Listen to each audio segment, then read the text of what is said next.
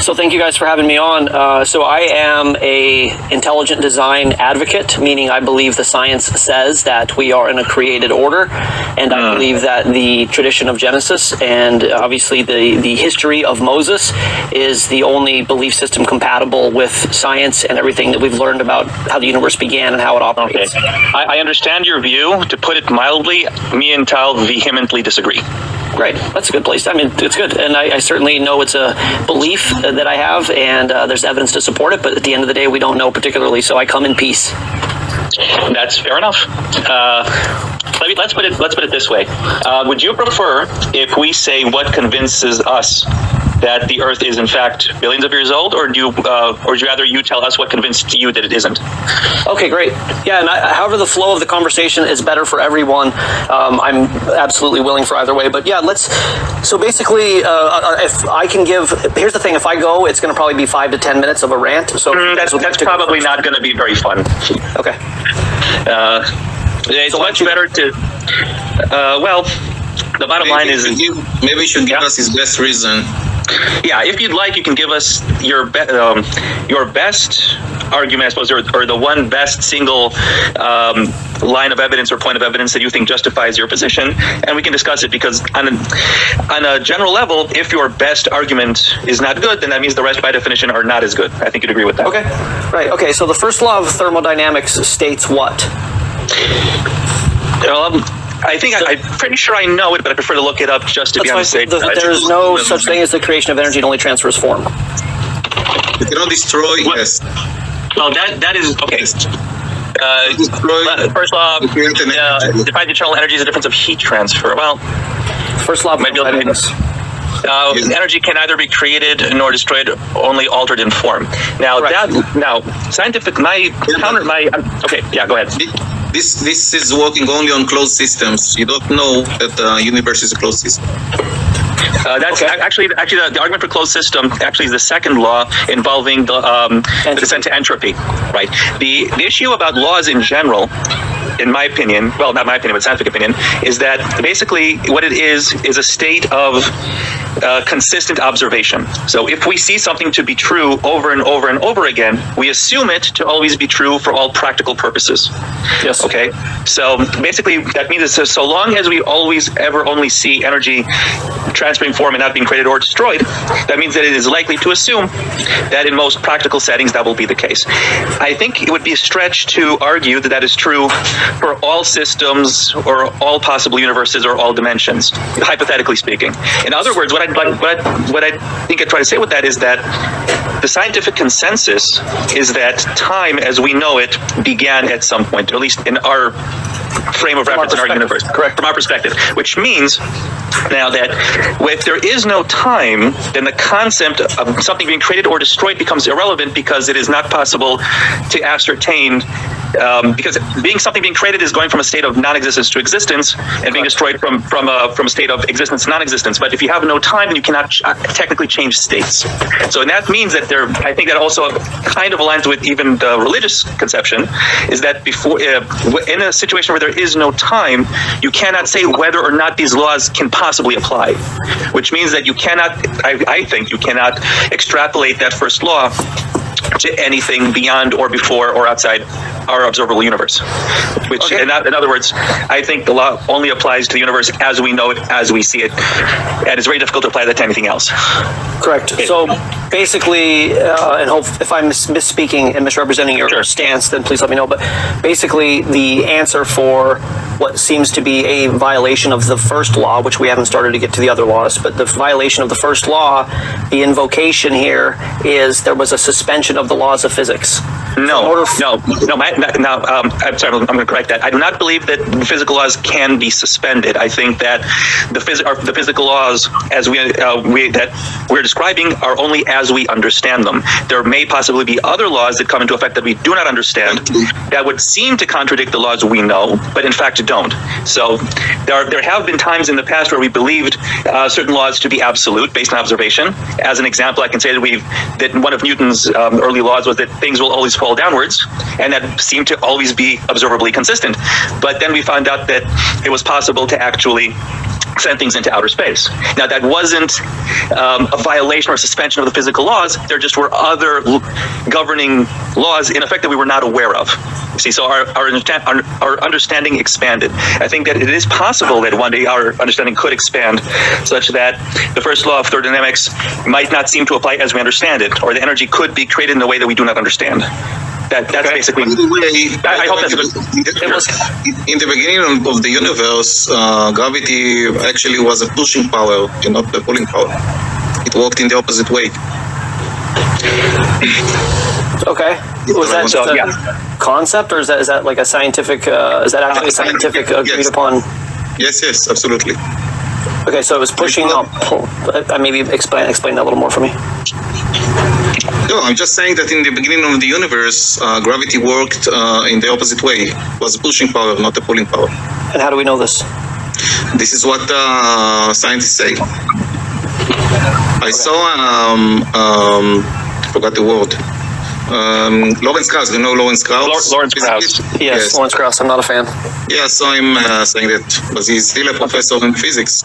So this is the universe from nothing, his idea. Okay, so that's my first one. You said, what is my argument for a designed universe? I mentioned, obviously, that the energy isn't created, it transfers form. The answer is, yes, but it's before this all happened, we don't know, and eventually we may know, which is basically, in my opinion, and not trying to be attacktive, somewhere between invoking a potential miracle or a science of the gaps argument, or putting your faith in that science is going to answer what is a violation of the laws of physics. I see it another way. I think that saying that a universe cannot possibly come from begin to exist anything outside of a divine miracle is an argument from ignorance and a God of the gaps argument. So basically my counter to that is that you cannot confidently conclude that there are no other options, and I do not believe that you can ever prove such a thing by negation. In other words, if you have a concept of how the universe began to exist, I believe you should put forward evidence to that. I'm quite comfortable sitting in the position of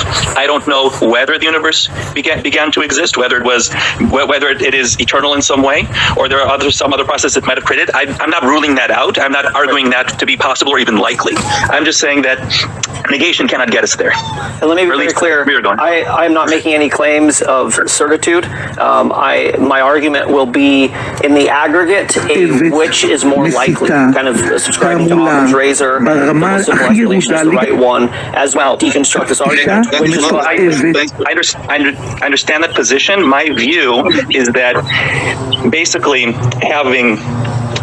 invoking a miracle or a divine being is the opposite of a simple explanation, because this in and of itself actually raises way more questions than it answers, and it is not actually simple by any means, because now we have to ask ourselves, what is a divine being? What does he want? How can he do what he does? Does he have any limitations? By what mechanism does he create? Does he have limitations? And also, why would he do this? And so on and so forth. And so really, it is not a simpler explanation in my mind. What seems to be, I hope it's not too combative either, inventing a deed. Right, and I'll address that in a second. Skeptic, did you want to say something? I could hear you speaking at the same time as a Razi. That's too important. You can continue. It's okay. Okay, so unfortunately, we go quickly into philosophy, or the philosophy of science, rather than discussing actual. Because you're trying to prove a deistic God, and we have to use philosophy. Right, but I've never said proof, and I want to be very clear. That's fine. My intentions. That's fine. I didn't expect. Okay. I'm quite comfortable saying that I'm not expecting you to prove anything. Okay. I don't think that, as Tal loves to say, proofs only exist in mathematics and philosophy, and we're really talking science. And the fact is that I'm saying that this is a scientific discussion is because science endeavors to understand and explain the world. Okay. And if there's an explanation that the world was created by God, that to me is a scientific theory that needs to be tested. Okay, and I agree, and I apologize that I have to go to this thought experiment so early, but I think it will help with forming my point together. Sure. You guys are familiar with Minecraft or Mario, like a video game? Oh, I love Minecraft and I love video games. I'm on board. Oh, sweet. So I have a really rare take here that I believe that potentially we're in a simulated reality, and the Torah may be the operating system. So maybe we'll get there at some point. Okay. Well, I love the Matrix, man, but I'm taking the red pill. Okay, great. Well, get ready because this is Okay. So, in the Minecraft reality, Steve and Alex are seeing how the operation of the system works. You know, you plant the seeds, you get the thing, you get the chicken, you make the arrow, you see all these things. If they start asking themselves, you know, how did we get here? You know, there seems to be design. Where did our universe come from, etc. In the discussion, they can't perceive of, test for, or validate that a human being named Michael Person, who lives in Switzerland, constructed their game first from thought and then through software coding. They can't prove that from their reality. They could find hints, but you're not going to see a human being in the video game, right? So what you would have to concede in Minecraft scientifically is that an intelligence outside of Minecraft designed the game, and this is how they've gotten there. It's only because you already know how video games are created. Yeah, it is a false. I consider that a false equivalence because you're equating something that you know to be designed to something we do not actually know to be designed, and the similarity might be because the second of the example you're bringing up was specifically designed to mimic the natural world, which does not have a creator. So that's why it's easy to conflate the two. I would argue this, that throughout human history, humans have looked at the world and have seen phenomena they could not explain, and have invented gods or deities to explain a myriad of phenomenon, whether it be rain, whether it be lightning, whether it be rainbows, whether it be earthquakes, whether it be the sun, and so on and so forth. And throughout history, every single time that we have found the actual cause or reason for the phenomenon, we have not found a thinking, intelligent, designing deity. And so my view is that after 9,999 times that we've opened the door and seen not God behind it, I'm very, very skeptical we'll find it behind door number 1000 or 1001. By the way, it's not a logical argument, it's an inductive argument. Yeah, it's a thought experiment, and I said that at the beginning of this. Now, in this thought experiment, inside of the game Minecraft, would they know it's a designed reality? Well, you're assuming first that you're presenting a situation where you know it to be designed. The more fair argument would be, how would a designed versus undesigned universe look like, and compare the two. Unfortunately, we do not have different universes to compare. We only have this one, and we do not know whether it be designed or not. Right, but what does the science, what is it pointing to? You can call it design, or you can call it fine-tuning, but starting at the very beginning. I would argue neither, because like I've said before, if we are consistent with our observations and our analysis, every single time we have concluded the cause for a phenomenon, it has always been natural self-forming processes, and I have no reason to believe that if we go farther down the rabbit hole, we will find one at the end of the tunnel. I have no reason to believe that. It seems consistent to me that the universe seems to consistently be naturally and self-organizing, and it seems to me the only reason why some people, maybe some other people, ascribe to some kind of creator deity or thinking deity is because we are applying what we know of ourselves. We are projecting our own identities and thoughts outward to the universe. And I think that's a fallacy, because just because we designed things doesn't mean that someone designed the everythings. You see what I mean? Okay, so if you were looking for, is this universe designed, and you started to look at metrics such as the fine-tuning argument, which if you know, it's the strong and the weak nuclear forces, it's the speed of light, it's the gravitational attraction, it's the weight of the mass of a proton, all of these things, through looking through the astrophysics, we have discovered that they have to be inside of a very narrow parameter to function the way it does function. One could say it almost looks intended. You hear things like the Goldilocks universe or these kind of ideas. So what is the scientific explanation for why the universe looks intelligently designed? And what is the workaround from this standard narrative? Well, you're making a few assumptions there which are problematic and we have to dissect. First of all, when you say it appears designed, our question would then be designed for what? Because if the argument is that it's designed for human beings, that is obviously not the case. The universe is vastly hostile to any kind of life. We only are able to exist on a fraction of a fraction of a fraction of a fraction of a billionth of the universe. We can only exist on a thin layer of basically leftovers from stellar activity. So if the universe, let's say, if it was designed for something, and anything, it seems to be designed around the creation of hydrogen nuclear fission machines called stars. That is single-handedly the most common object in the universe, the most common element in the universe.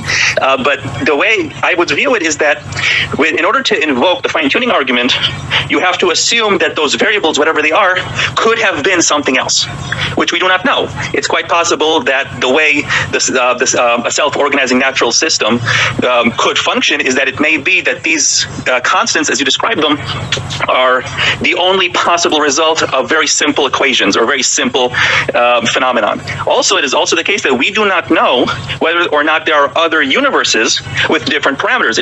I cannot rule out an infinite multiverse. I cannot rule out that there may be other universes that also support life, vastly different than what we know, right? You always need a reference point to know where you're at. That's the problem. I can only know that something is beautiful if I know what something that is not beautiful looks like. I cannot know that I live in a designed universe unless I can know how a universe that is not designed looks. You understand what I'm saying? Yes. I would also bring up another very interesting mathematical concept, which I've seen a proof for, is that in this universe, there is randomness in quantum fluctuations in particles, in that although some constellation of matter may be unlikely to form spontaneously, that possibility is for some things is not zero. And that means, and the proof goes, is that in a finite amount of time, large as it may be, the universe will possibly be in every form that it is possible for it to be. That means that in a not infinite, but in a vast amount of time, it is possible for particles to spontaneously align themselves through sheer extreme unlikely chance to form things that that would seem to us absurd that they would form by chance. But given a billion to the factor of a billion to the factor of a billion to the factor of a billion seconds, it is inevitable. If anything that is possible that has a non-zero chance will eventually spontaneously form. Correct. Proof. That checks out. Yeah. Okay, that's an interesting proof. So we're only a couple into it, and you've articulated that very well. And you kind of led on to the multiverse idea, and this is obviously Brian. I'm not ruling it out. I'll tell you something. I don't think that the multiverse is. I don't think personally that it's true. I don't think it's even likely. But I cannot rule that out. And because I cannot rule that out, I will not accept an alternate explanation that I think is actually less likely. That being in some kind of unexplained deity. Right. So you gave two basic workarounds or two basic solutions. One is the multiverse for what does appear to be the parameters we need for, say, things like nucleosynthesis. That's one of the things that obviously has to happen. It's a very specific order of events that would have to happen. Sir Fred Hoyle obviously, really figured this out however many years ago. He was also a skeptic of the Big Bang, which would be something interesting to talk about. But we have this very concise order of events. Could be designed, or could be a multiverse, or it could be, and basically, for all intents and purposes, an infinite amount of time, and all of the variables changing enough that it does line up. Fine. So I just want to be clear that through 2 points, we've said that the first law of thermodynamics is not something we're going to address at this point because it may or may not have happened, which I know you don't agree with me, but it is a version of the suspension of the laws of physics, saying that they didn't exist at a certain time. So in order to defend this purely secular, what do you keep saying, self-organizing, you actually wrote it down, you said self-organizing natural system. So in order to justify this as a self-organizing natural system, we need multiverse, infinite amount of times, and suspensions of laws of physics. No, I'm sorry. I'm going to actually very strongly disagree with how you portrayed that, because I specifically pointed out that it is not a suspension.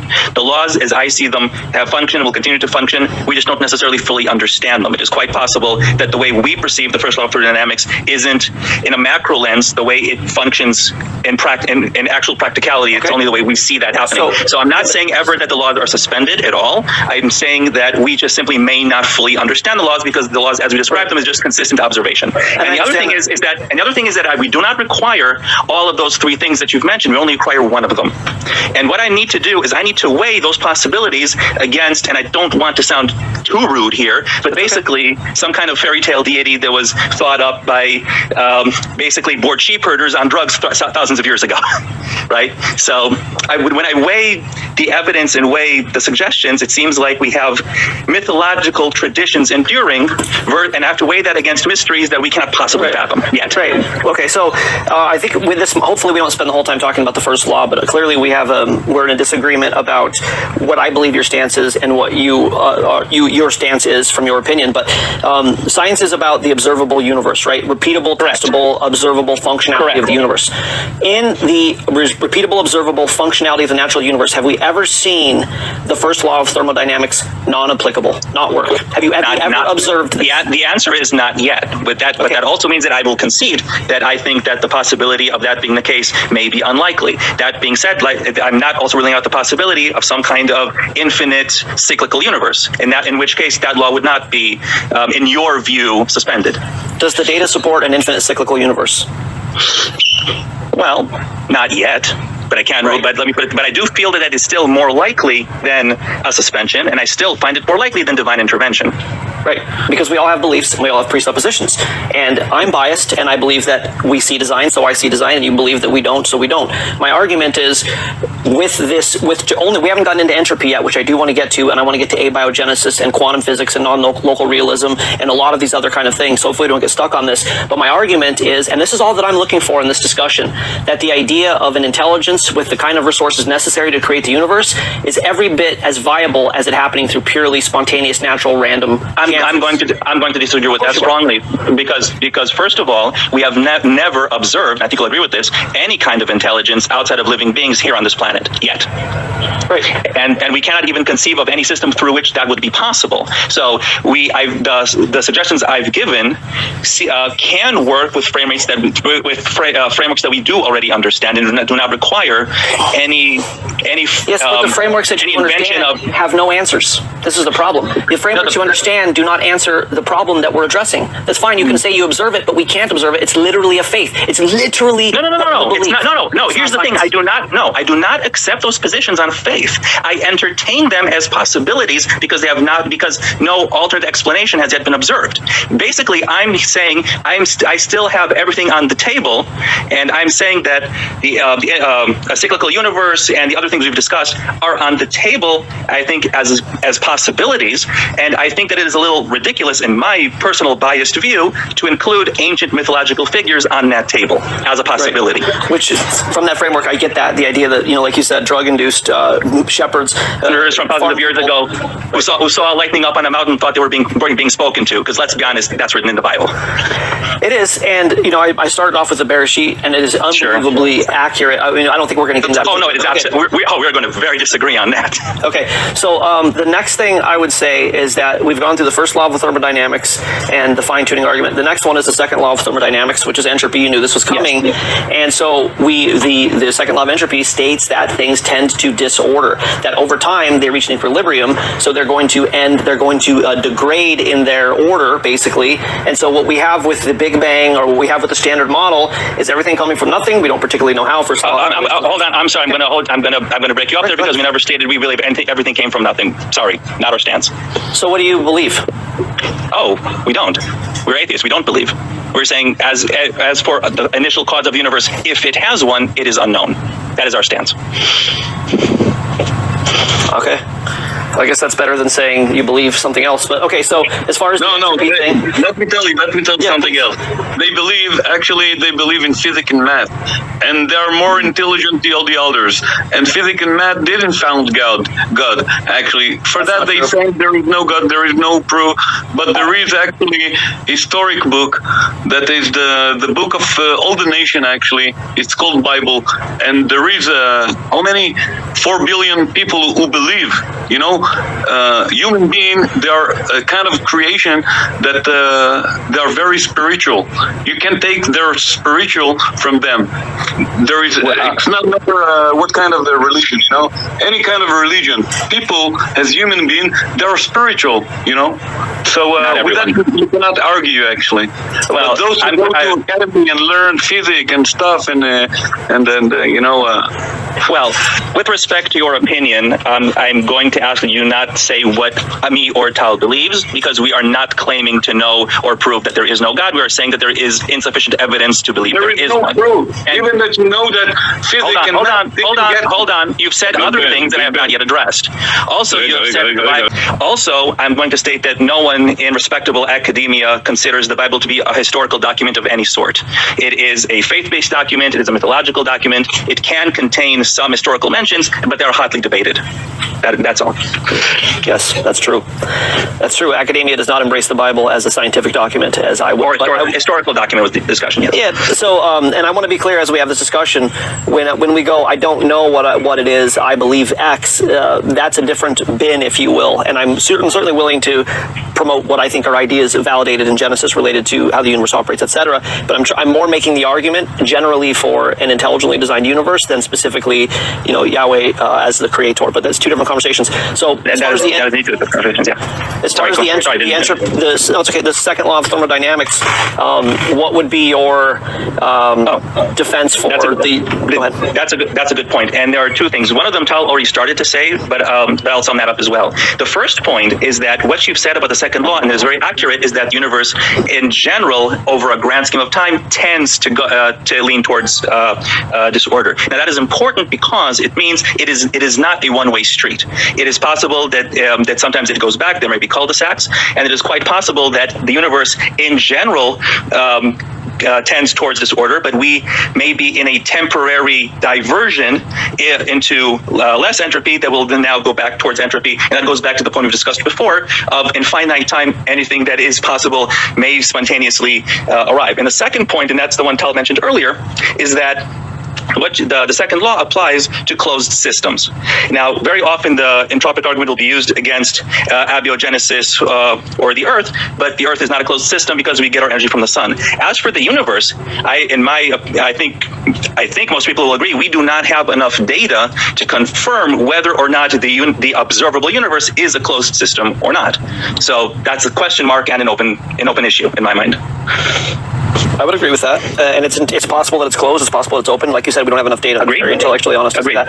But and you said abiogenesis.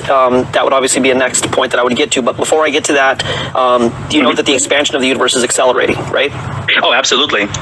And as far as entropy being, slowing down of these processes, how do you justify the expansion accelerating in an entropic governance system? Very simple. We do not understand the mechanism by which the universe expands. What we do know is that the rate of expansion and acceleration has changed over the history of the universe. We know that in the early universe, in the phase called inflation, the expansion was very, very, very, very quick, and then it slowed down, and then it then started speeding up again, and it still is. We do not know if this acceleration of expansion will continue, whether it will slow and equalize or negate. We simply do not know.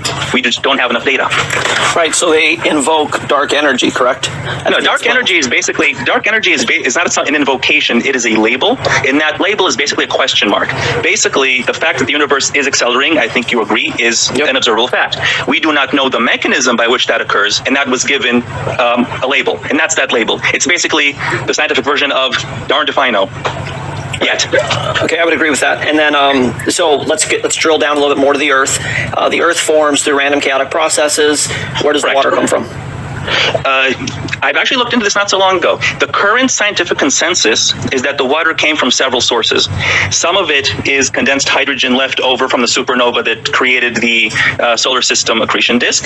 Some of it may have crash landed on Earth through various icy comets, which we still observe to this day. And some of it may have ejected from the interior of the Earth through gaseous volcanic eruptions. The current consensus, as I understand it, I hope I'm not misrepresenting it, is that the water has arrived from a combination of those sources. And also, I would also add that it is not unique to Earth.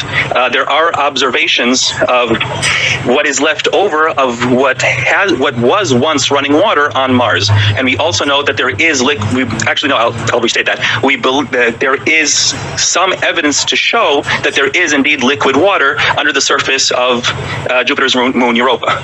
So yes. It seems to, and also the Hubble has found water vapor on exoplanets. So it seems to not be something rare or special in any way. I think it's rare and special, but not a one-off event. So I would agree with that. So there's a really, you mentioned you were starting to talk about water coming inherently from the earth. This is the idea of ringwoodite, and there's actually a really interesting study that was just published saying that the earth might have been entirely water at one point through whatever this process was, which obviously I would think would very much go to Genesis 1, that the earth was made out of water and that the Spirit of God moved on the water. So I think it's interesting that science is getting to that idea, and I think it's much better than it being delivered by millions or hundreds of thousands of comets or whatever in the earth and the universe. I think you may be a little bit biased there. I've not seen the study. I'd be interested to look at it, but as far as I know, it is not consensus. And also, if you want to compare scientific observation to Genesis, we simply cannot ignore the several lines that come right before that in Genesis, which describe the sky as the separation of waters above and waters beneath. Now, I know that believers will disagree with me on this, but it is one of the mainstream scholarly view of biblical texts that the writers of Genesis portrayed their understanding of the world where there is a solid dome where there is water above it, and when there is rain or a flood, there are openings that open, and I believe that is mentioned in Genesis 6. It is mentioned, and actually with this group, obviously, I assume you guys are very well versed in Torah, and probably even more so than I am, but let me put it this way. I can't speak for everyone else. I personally consider myself pretty well versed. I think you feel that. I don't know much about the others in this group. They can speak for themselves if they wish. Okay, well, so the waters thing, this is definitely a side trail. I don't want to stay on this for too long. Okay. There was, during the Babylonian captivity, there was a strong cosmologic influence in Babylon, and a way to think about that is, today, obviously, especially in the Western world, the theory of evolution has very much been kind of adopted as the mainstream thinking, and so there's what's called theistic evolutionists who believe in the God of the Bible, but they believe he used evolution as, they read that in the text, right, that we came from gradients, whatever. I understand their desire to reconcile what I consider the inarguable scientific evidence, overwhelming evidence towards evolution, but that's another discussion. And they have to reconcile, I think, their faith versus the science. I would find it very difficult to get evolution from a literalist reading of Genesis, especially when we get to Adam and Eve, especially the little tiny little rib part, right? But, absolutely. But that's a different discussion, I think. Very much a manipulation of the text. But just to address the firmament thing, the word is rakia. Right. Right, which means, you know what that means, what the definition of rakia actually means. Well, I can tell you what they use what the common usage of the word is today, but I don't think that is the scholarly view of what that word meant then. There are actually other texts outside of the Bible, outside of the Torah, where the rabbis in the 1st and 2nd century who were discussing Genesis did describe the firmament as something solid, as having 7 layers, and so on and so forth. So I do believe that there's sufficient cause to understand that was likely. Again, it's very, very, very difficult to analyze what something wrote 3,000 years ago, but I think that it is fair to say that was the likely view that the original authors may have had, in my opinion. But it's very nebulous. I really appreciate your intellectual honesty in this discussion, a lot of integrity that you're showing. So the word rakia is expanse, is the best way to explain it, and as it went translated into Greek, into the Septuagint, it was changed to firmamentus, which was firm, right? It was related to the word firm. But you mentioned the 1st and 2nd century rabbis that were interpreting this. Again, they were very, in my research, they were very influenced by the Babylonian cosmology of the time of a hard surface. And so I'm just addressing the firmament idea. You said we can't overlook that. And I think there's a very strong argument that can be made that rakia means expanse. The birds fly in the expanse. It's, 1 inch above the ground up into however far, and that you could be talking about the water system and clouds. That can be an interpretation. Again, I'm not going to say with any kind of certainty, because like you said, you have the source text and you have people interpreting it over thousands of years. So what does it actually mean? Right, but I'll agree that, like I said, it's nebulous. I can definitely entertain what you're saying, that they may have been influenced by outside forces. That was common and possibly even likely. But specifically, I think that the smoking gun in this case is the description of the opening of the chimneys, is a loose translation in Genesis 6. The windows, which I think kind of solidifies that whoever wrote it imagined that there were openings in this firmament that allowed water to pour out. That is I think. No, I would agree. That's the most reducible interpretation of it, right? Were they talking analogous? Was it, because we still say that today, the heavens opened up. We hear that kind of thing. So was it analogous? That may be a relic of those language, absolutely. And it can be. But another interesting point, and one of the reasons I consider the Bible or Torah to be scientific, is where do the flood waters come from in the narrative? Do they? That's actually explained. That's up right up there in Genesis 1. It's that when God created, right after he created the heavens and the earth, he separates the waters beneath from the waters above. Right. That also that also conforms with the early rabbinic view that above this solid firmament was solid water, and when the chimneys opened, the water would pour out. At least that is my understanding of the scholarly view. It also talks about the waters coming from the chambers in the great storehouses bursting forth from the womb. So you have this idea of water underneath the crust of the earth as well, which as you know, in your research of water, you know, with this ringwoodite thing and them finding how much water is actually under, it's another one of these things where, you know, how did the biblical authors come up with this idea that the waters come from below the surface and then we find underground chambers? So I think it's a vote kind of in favor of that idea. Go ahead. Yeah, I don't think that it is entirely. I don't think it's unusual at all that they would have described water coming from beneath, considering that we know for a fact that in those times one of their main sources of of drinking water were wells, and wells are mentioned many times in the Bible. In fact, I happen to live not far from a city that is mentioned in the Bible and is literally called the Seven Wells. So. Wow, that's brilliant. Okay, so let's go. This is a little Torah-y and a little evolution-y, so I can imagine you're going to have a response to this. But you can bet on it. Yeah, something was taught in evolution from after Darwin. Let's say 1850s. This is when you have the Ernst Haeckel's and these early kind of evolutionists starting to kind of throw these ideas of how this would work. But there was something taught called convergent evolution, and you may be familiar with the term. The idea being that man, you had early human transitionary Homo sapien or Homo erectus, whatever it would have been, and that you had humans evolving all around the world, and basically you have certain versions of human that are more evolved, less evolved, and they're converging. So we have human, but not necessarily one kind of human, but multiple competing, converging human evolutionary relics happening. Now, in 1984, Rebecca Kahn and Mark Stoneking discover through looking at mitochondrial DNA that all humans, all females, are related to one woman, mitochondrial Eve. You're familiar with this. So when I talk about potential scientific descriptions in the Bible, go ahead and speak on it. Sure, I am familiar, but I will point out that I don't believe that it is worthwhile of discussion to bring up what people used to think evolution was, because our understanding increases and gets better over time. And I think that the best way to look at it is our best current understanding. And convergent evolution is absolutely, quote unquote, a thing in the evolutionary science. But at the moment, that is not attributed to humans, but rather to various phenomenon that do seem to develop independently because they are so useful. One very common example is wings. There have been many species of avians and even mammals who have independently evolved wings. Also eyes. There have been many different types of eyes that have evolved in different places and situations for different creatures independently, just because of how useful it is to see. And that is a fascinating discussion. But as for mitochondrial Eve, the science does not support the creation of humans through a single breeding pair. In fact, it outright refutes it. There is biological understandings as to a minimum population size that can survive because of genetic inbreeding damage. And the understanding is that yes, we all may be related to one breeding female, but that female absolutely did not exist in a vacuum, but rather in a community of other females, and that we are also distantly related to them as well in one way or another.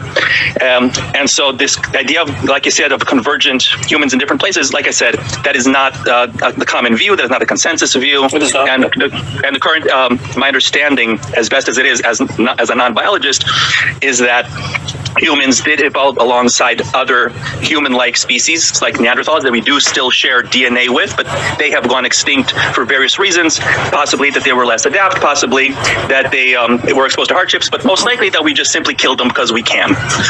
Correct. So, and that is, you're very well versed in the current scientific explanation of these phenomena. I try to be, yeah. Yeah, and I've hit you on a lot of things, and you've obviously been really well able to articulate this kind of the justification from kind of a naturalist way. But so, to be clear, we all women, and I've made videos on this and debated geneticists about this, and I understand that I'm in the minority here, but all women are inherent from one woman. There's a matrilineal matriarch, you would say, of all the women. So yes, the standard narrative is, like you said, there were a bunch of women evolving, and there was all this competition, and basically she came out as the most genetically prolific, I think is the word we're looking for. Yeah. But then to defend the secular narrative that it wasn't an woman at the beginning, the narrative is that every one of the other women died off and every one of their offspring died off. No, that is, I'm sorry, I don't think that's accurate. I believe that the understanding is that the other women have bred as well, but simply that their offspring also bred with the offspring of this mitochondrial we're talking about, and so her mitochondrial line continued. I think a good way to compare it to is also the male genealogical line, and that is this. You might be aware that Genghis Khan was also, let's put it gently, a very prolific breeder in his day. And I think, and if you will take any random sample size of, say, any village or town in Asia, say a sample of 1,000 people, you will find, I believe, that nearly all of them do have DNA in common with Genghis Khan. And that doesn't, and I would argue that it doesn't mean that at the time there was only one male breeding. Obviously, there were others, simply that he was more successful at it. Right. Well, and on the same way, King Tut, half of the Europeans are actually related to King Tut. So you certainly see this phenomenon that you're talking about. However, well, hats off to Steve Martin. He pulled it off. Yeah, good. That's a good SNL reference. Very good. So, so the problem that I would have with that argument, and again, I've debated scholarly level geneticists about this, and it does end up in an impasse. But you said something very important there, which is that he's related to a lot of the people, or King Tut's related to half of the people. But in this case, you have no single remnant of any female on Earth not related to mitochondrial Eve. I don't think that's relevant. I don't think that's relevant. That only shows us that the others would have died, because biology shows. All of them, and all of their offspring. Yeah, which was true for Neanderthals, wasn't it? So we know that that does happen in biology. That does happen in breeding groups. What I would say is that there is a strong enough case to show that it would have been biologically impossible for a single breeding pair to have spawned a civilization. I think let's talk about that. I wanted to talk about Y chromosomal Adam because you have the same problem with the patriarchal line. But I love that you said that, because they've actually ran ancestry modeling simulations exactly in line with what you said, and you said it's impossible that we could come from 2 to the number that we have today. And if you research, if there's a paper, I'll see if I can remember what it's called. Recent common ancestry modeling of mitochondrial leaf. Something I'm butchering it. But in this, what they did is they took all of the dispersions, all of the breedings, all of the conquests, all of these things that we know, these major geographic, moves of humanity, distributions of humanity, and they modeled them, and they modeled them back. And of all of the things that you're going to not believe when I say, they came back to what they call the IA, which is the identical ancestor. According to the computer modeling, this is Y.E. Chang, if you want to look it up, Yale or Stanford. They modeled it back to 5,000 to 7,000 years ago that we went to an identical ancestor. So now that's genetic modeling. That's not actually genetics. But the next thing that you would have with that is, if you research the population modeling, the human population growth of recorded history. In 0 AD, in the time of Yeshua Jesus, there was about 100 million people on the earth. And we have reproduced at a very steady rate for 2,000 years now, whatever the number is, 3.5%, I don't know what the number is, but this exponential growth ends up getting you from 100 million people to 8 billion in 2,000 years.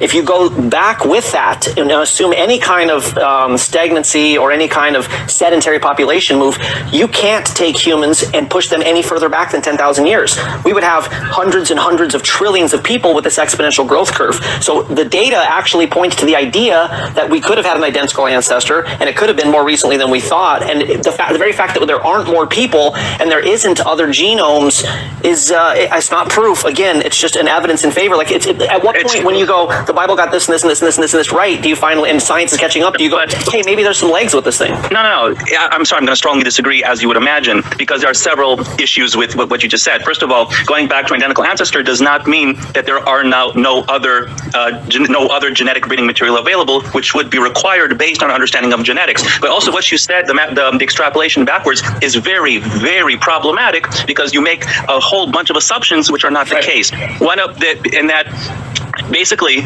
you cannot compare the human ability to reproduce and breed with modern technology. I say modern and even semi-modern technology, say Bronze Age and later, and you simply cannot compare those lifestyles. Going back thousands of years, it would have been very, very difficult for people to survive. Their ability to use tools, shelter, food would have been in the dumps. Right. So, I would agree. So, and what the fossil record does show is that there were populations of ancient humans back in those times, not in the millions, and that some of the populations may have gone up, may have gone down through natural, maybe some unnatural.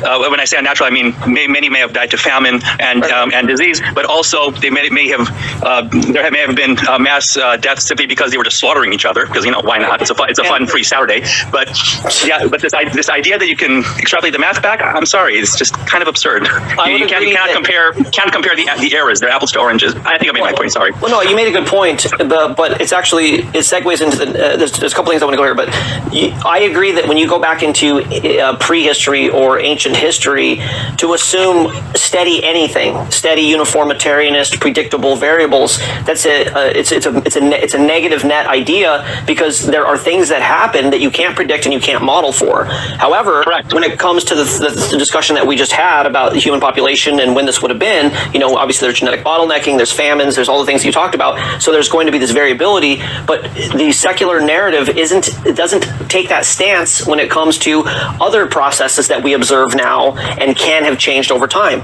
Well, here's the thing. Okay, I think I know where you're going with this. I'm sorry if I cut you off, but the thing is that when the secular view extrapolates other natural processes, they do so based on our current understandings of the laws of physics and nature. So basically, what the major difference is that if someone suggests that some natural process, say carbon dating, may have been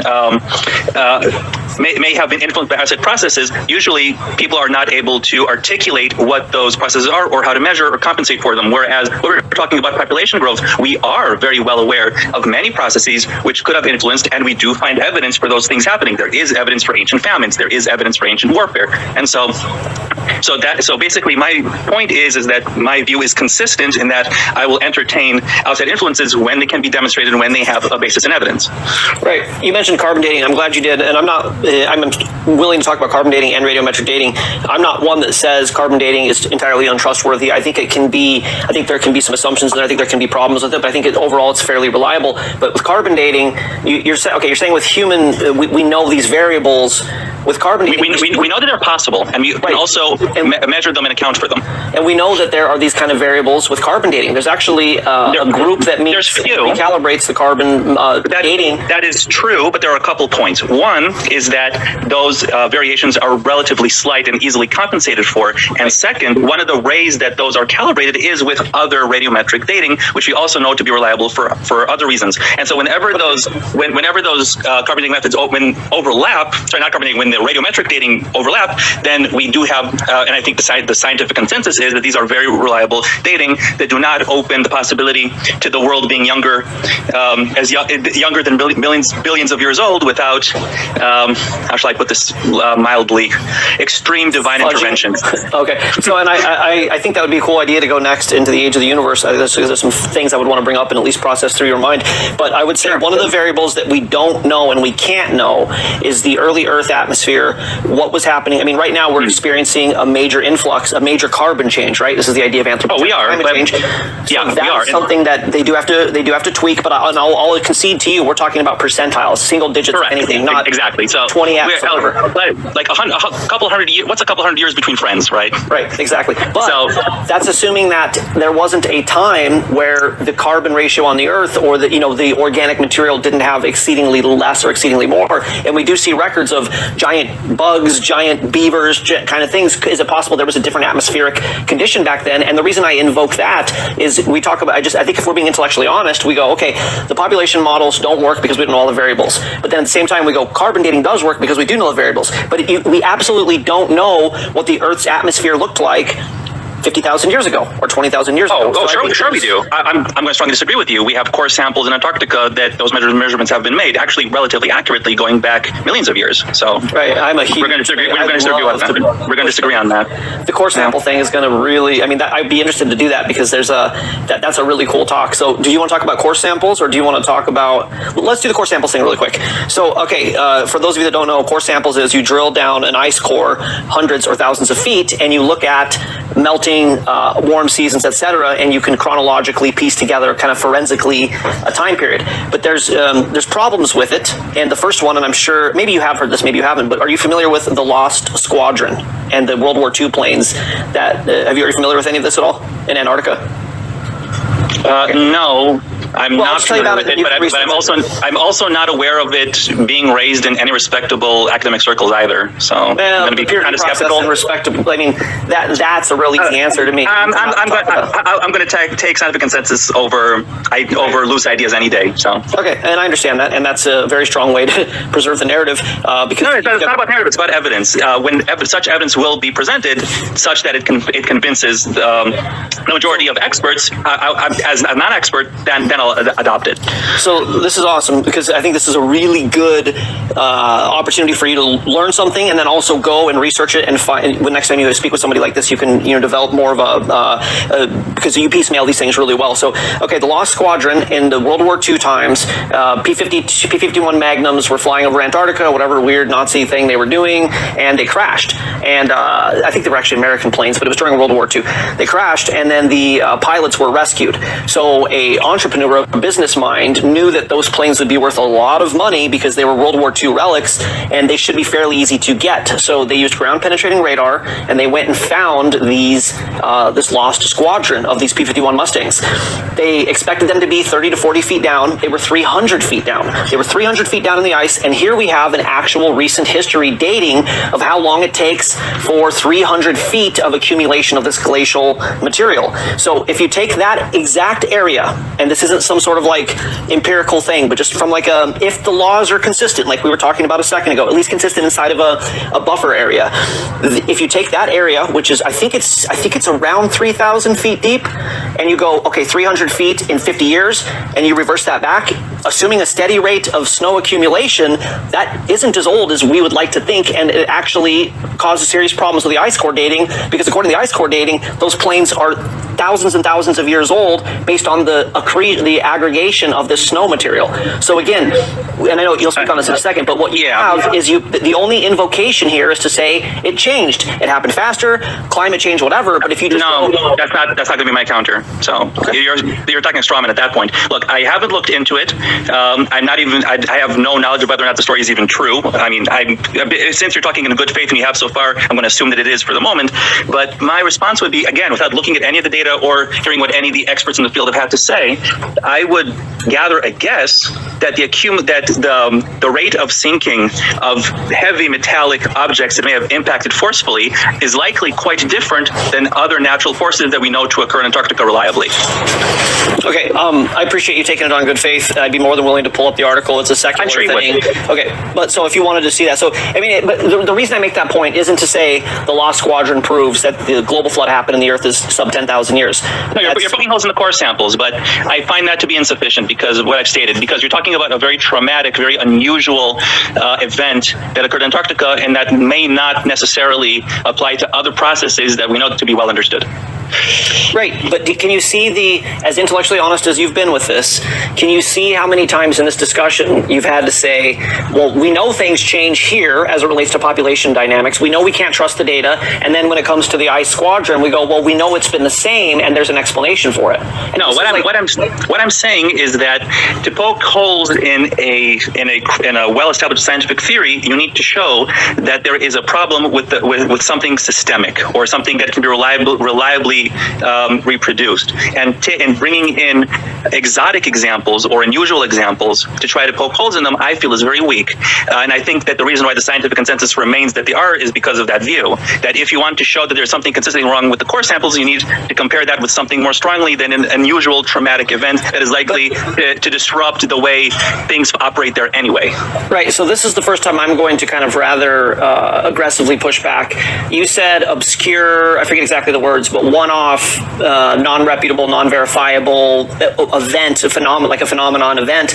And what I would say is what we actually have here is an accurate chronology. This happened 70 years ago, photographs of where it crashed, and it's 300 meters deep, or 300 feet deep. So you're calling this some sort of obscure thing, you can justify it some other way, but I'm saying this is actual historical evidence of not only when it happened and how far down it happened, and is it possible then that our assumptions about this ice core dating is wrong when you take it and you add it to actual data and they don't match? So you have one way to go here.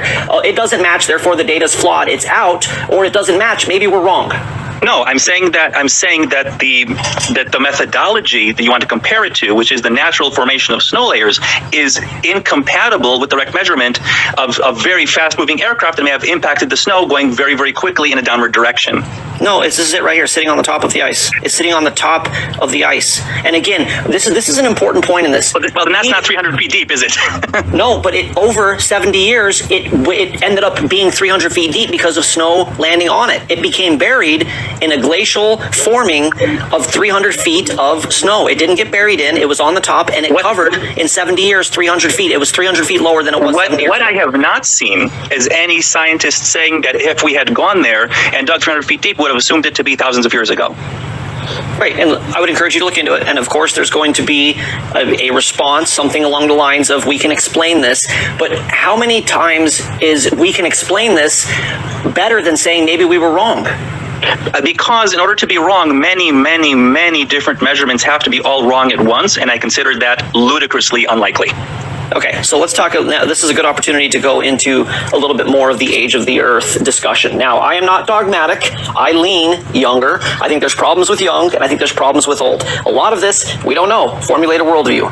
I understand the number one thing against a younger earth is radiometric dating, but things for it, and you can piece these apart one after the other. I'm very confident in... I'm sorry. You're just sidetracking from the Jewish God. Maybe we should go back to it.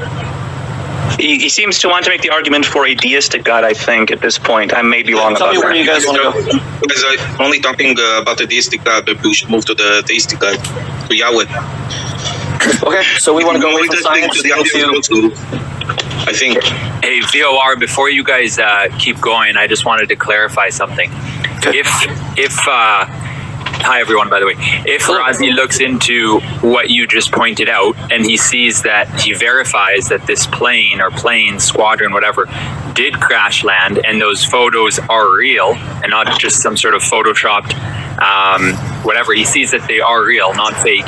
Therefore, he must come to the conclusion, logically, that what you're showing him debunks or at least shows that there is issues with ice core sampling. Yeah, exactly. Not with any other scientific method of measurement. You're specifically just pointing him towards this scientific method of measurement. Well, and I appreciate that. And my response is, as he brings something up as some sort of empirical evidence, I'm able to recall issues with what would be considered the popular opinion. And an important thing about science is that, and you said this earlier, Razi, you said, as we get more information, we understand things better, and a lot of times old ideas are discarded. And it's very much my belief system that we are in the beginning phases of the secular model, the purely naturalist, materialistic model, not having the explanatory power to defend the actual data. This is stuff coming out with the Big Bang, this is information coming out with the I understand that view of yours, but from my loose conversations with many experts in the field, that is not the direction the sciences are going. They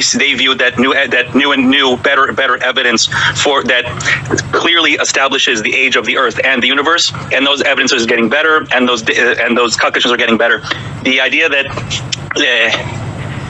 what you're describing there may upset the core samples, again, I'm very skeptical, especially because I haven't heard what anything from the scientific community have to say about that core sampling data. Like I said, it is quite possible, again, I haven't yet checked, that a core sampler scientist might say, look, we discard the first few hundred feet anyway, and that doesn't make any difference in our calculations. I don't know. I haven't, of course, checked it. So, and I'm not asking you to make any, this is information I told you to look into it, and I used that argument in context of your refutation of the genetic modeling and the human human population growth was things change over time, we can't predict. So I say, here's a situation, what are you going to say to this? And you go, it changes over time, we can't predict, but we're not wrong, as opposed to going, like it's almost like one side of the road or the other. Things either do change or they don't change. And if they do change, basically it comes out to being a point where it can change where it needs to defend old Earth and defend evolution, and it doesn't change where it doesn't. No, I'm going to disagree. That's absolutely not the case. What I'm saying is that through these very careful methodological examinations, it is often the rigorous case that all the other possible factors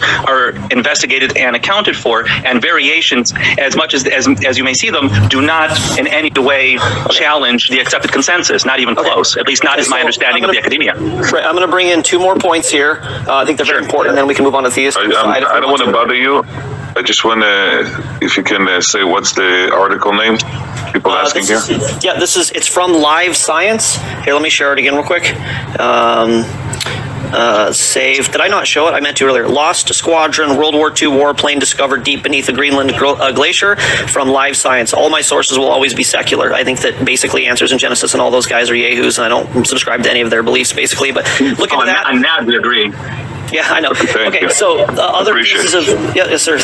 Okay, so the next one would be, it's the same kind of problem with what we just mentioned. The magnetic field is dissipating. You're aware of this, yeah? The magnetic field. Okay, so we know what the magnetic field is. Protect us from solar radiation, right? This is how we see the aurora borealis, the northern lights.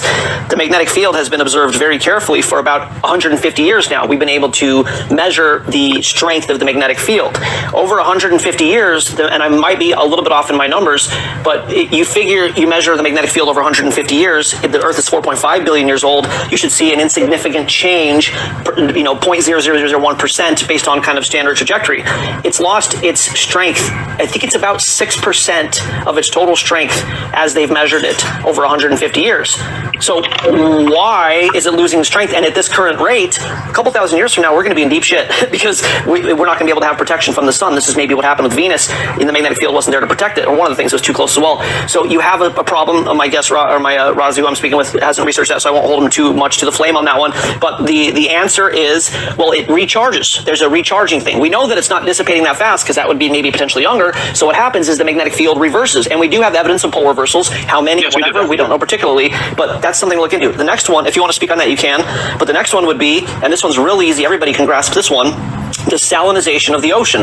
The ocean is salty. You guys know the Dead Sea is very salty. The ocean gets saltier over time because as the water cycle goes through its system, water rains on the rocks and it strips the minerals into the tributaries, and they're led to bigger rivers and then into the ocean. So what's happening is the geoaccumulation of salts in the ocean. This is predictable. The ocean would get saltier over time. They've been measuring this, and I can pull up the article on this as well. It's NOAA. It's a science climate. It's nothing intelligent design. But they've measured the rate of the ocean's salinity increasing, and at 2,000 meters over the last 50 years, in the last 50 years at 2,000 meters, it's increased by 1.8%, and at surface level by 7%. The ocean is 7% saltier in 50 years. That's a problem. In this trajectory, you end up with a very salty ocean. Now, these things that I'm talking about are very much in line with the second law of thermodynamics. Things getting less organized over time. You would expect the magnetic field to dissipate, and you would expect the ocean to become saltier. Now, they see this and they go, okay, we've only measured this for 50 years. How can this happen? And they have a rescuing device, anthropogenic climate change. They say because of man's climate effect, it's becoming saltier. Fine, maybe it is, but once again, we're invoking a justification rather than looking at the data and saying, you know what, maybe our assumptions about the rocks or the ice core or these things are wrong, and maybe it's potentially younger or more recent than we were told, and our data interpretation was incorrect. Again, that is highly unlikely given all the other evidence against what the claim you're making. I understand the point you're making, but basically it feels like, how should I put this?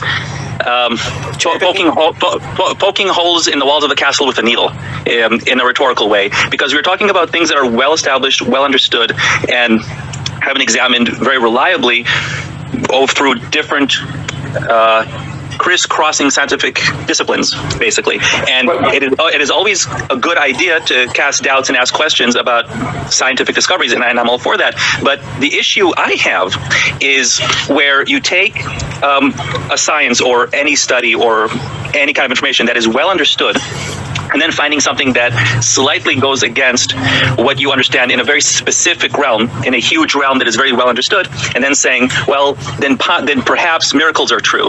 That is kind of akin to having a very well laid out table with very fine porcelain in all kinds of in a very specific way, right? And there being a toddler loose in the house, and then finding that all those things have been moved, and then say, oh, it must be ghosts. The likely explanation is likely true. We know that humans do have a drastic impact on the planet, and we do not know that miracles can occur. And so weighing those two seems to me like a no-brainer. I can understand your view of... In your world, you actually, in your worldview, you actually allow for miracles. You don't call them that. No, I do not. No, I do not allow for miracles, plain and simple. I'm sorry, I'm actually going to start getting a little bit annoyed at this point because I've twice corrected you. That is not my stance.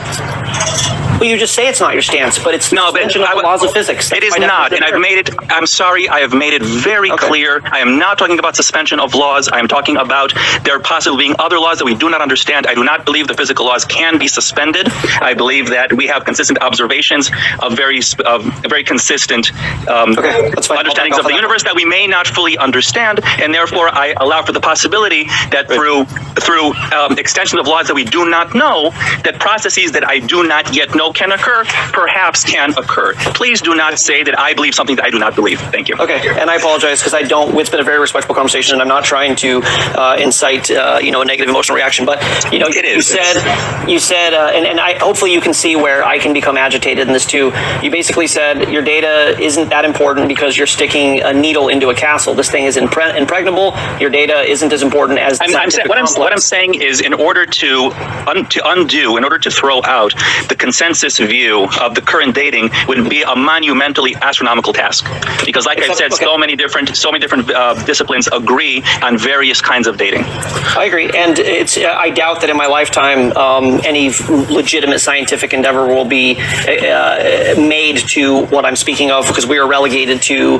the funny farm and the quackery and all these kind of things. But I'm going to actually support you on that point. I do not believe that to be the case. I do not believe that this is a case of what you just said. I think it is a case of simply honest, right? An honest attempt to see the view through the lens of a faith that you believe in. And I understand that and even respect that. But let me put it this way. If it will be the case that we will one day find out that every single thing that nearly every single scientific discipline can agree on is in fact wrong, we will have to find overwhelming evidence to that effect.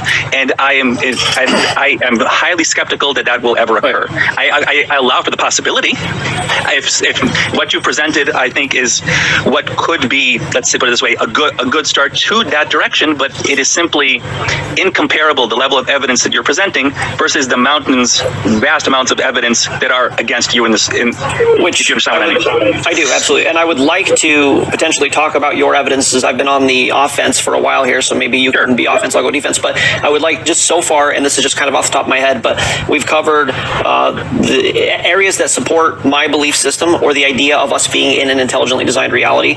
We've covered the laws of physics in favor of it, the observable, the oceanography, we just talked about that, genetics, geology, ice dating, astrophysics. We've covered history, which we haven't covered too much, but there's a lot of, like you said, it's going to take a monumental task. This worldview that I'm putting together is multiple corroborating, parsimonious cofactors that lend validity to at least the idea. And that's really my whole thing here. Isn't trying to sway people. I'm not proselytizing. What I believe is that if we could, this is not going to happen, but if for the next 100 years science became this community, free-for-all, open source thing, and everybody could go out and try and find the best answer, if we had, as young Earth creationists, because we've got geologists and astrophysicists and geneticists, we've got all these different people working, if we could be considered valid and we could have access to the instrumentation and to the peer review process instead of kind of being, we're basically on the outside, I do think that we could even have stronger evidence in the years to come, but I don't think that's going to happen. I understand that perspective, but I'm going to respond to it, and I apologize in advance if it sounds at all condescending or dismissive. I don't mean it to be. But in my view, the simple reason why young Earth creationists' papers do not get published is simply from what I've seen, is that it's just bad research, just bad data. Okay, and so I believe that good data will get published regardless of who's writing it or what their faith may be. I think that the instrumentation is absolutely not out of reach for young Earth creationists. The tools are on the market.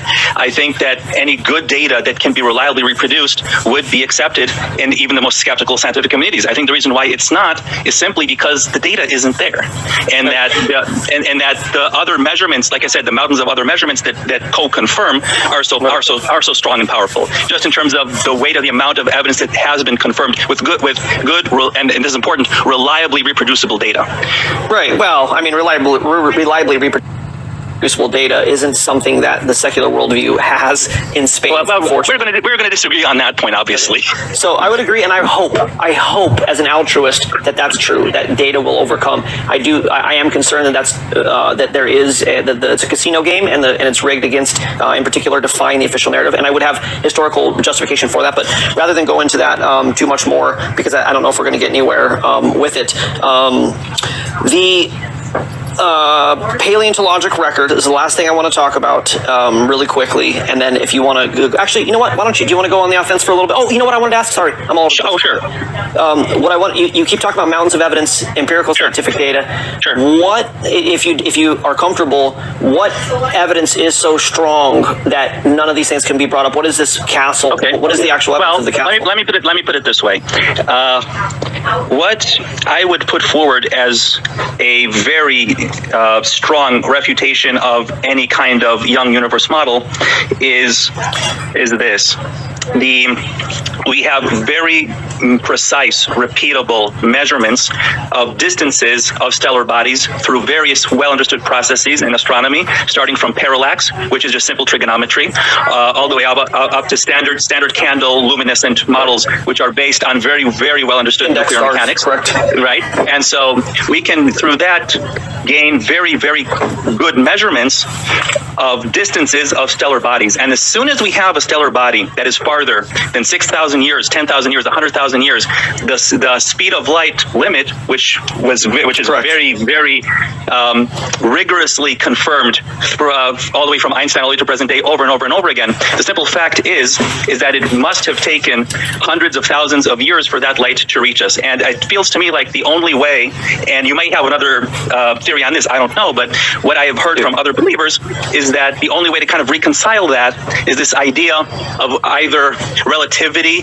not changing, which there is zero evidence for, or even a possibility of that I'm aware of, or this idea of old light being created, which kind of makes the kind of deity that would do that. How should I put this? Like that idea. Kind of a liar, basically. Kind of someone trying to get the wool over our eyes. In other words, I will make this universe look as old as it possibly can to test fate. I don't know. I mean, right. Okay. So a couple things there. Yeah. Go ahead. Continue your point. No. That was my point. Really, is that I find any other explanation other than an old universe to be dogmatic.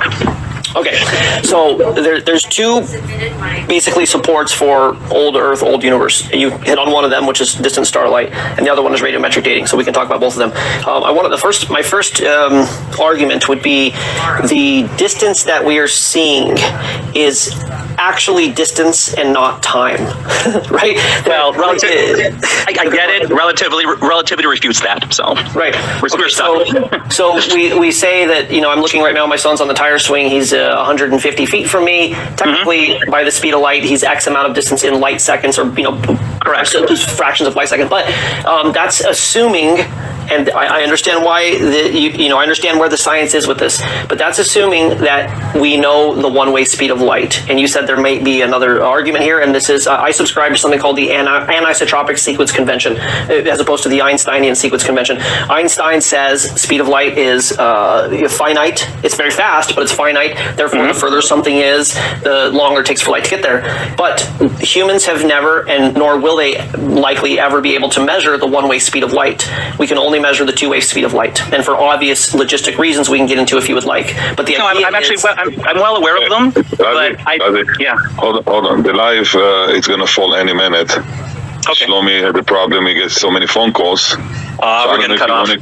Yeah, we're going to cut off. So if we can do it in Luke's channel, if you guys want. No, Avi, unfortunately, I got to get to work on making my... Oh, I'm sorry. What are you working, man? I make content full-time. This is my job. Oh, okay. Well, look, I'm going to give you a follow anyway. I've been having a blast talking to you. That's been a conversation. Yeah, you have 270,000 followers and I only have 18, but, you know. Oh, we'll get you there. Look, I appreciate your time. I'm going to talk to you. ראזי, טל, תודה לכם. So it's going to drop any second, so that's why I'm saying bye now. Avi, I'm really glad that you were able to connect this, gentlemen. It's been a great discussion. I look forward to maybe having it more. Should we just end the call instead of it just kind of being a... Yeah. Or you can just kick the dirt. I mean, you know, not everything has to be talking about faith and science. You know, there are other things in the world. Yeah, of course. Skeptical wanted to talk about the theistic argument, which I'm interested in as well. But this is obviously where I research and what I do, and I'm very passionate about it. And I love to communicate these kind of bits of information. But whatever we want to talk about next, I think I'll probably just drop off because there would be a whole next level that we're going to get into, and it looks like we're towards the end of it. So at this point, I would wish you guys farewell and thank you for the opportunity. And Razi, let's talk again. And love you, Avi. Oh, sure. Okay. See you, my friend. I talk to you. Okay. Okay. Bye. עכשיו תגידו את האמת, הייתם משועממים רצח או לא? סבא, אני נהניתי. כאילו, אני מאוד מאוד אוהב לדבר על מדע ועל איך יודעים דברים ואיך בודקים דברים. ובניגוד להרבה אנשים שצריך לדבר איתם, פה יש בן אדם באמת בצד השני שהוא חד, שהוא מקשיב,